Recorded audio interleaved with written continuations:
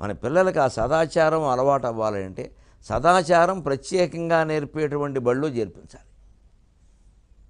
వేరే ఎక్కడైనా ప్రైవేటు పాఠశాలలో సదాచారం అనే ప్రణాళిక ఉందో లేదో నాకు తెలియదు, కానీ హిందూ ధర్మాన్ని అభిమానించేటువంటి భారతీయ సంస్కృతి అభివృద్ధి కోసం కృషి చేస్తున్న సరస్వతీ విద్యాపీఠం పాఠశాలలో సదాచారం ప్రత్యేకం ఒక ప్రణాళిక, ఒక సబ్జెక్టు.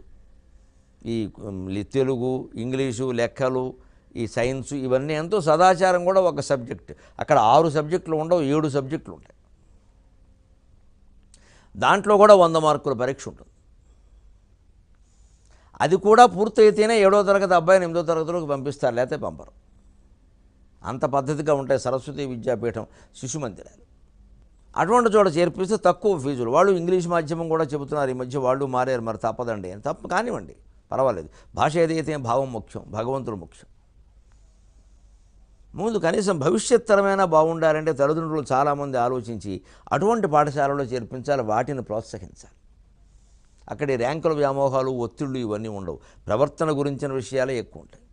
అక్కడ ఉపాధ్యాయులందరినీ మాతాజీ అంటారు, ఉపాధ్యాయులందరినీ ఆచార్యజీ అంటారు. అసలు వెంటనే అక్కడ పాఠం చెప్పేవాడిని తల్లిగా భావించడం అలవాటైపోయింది.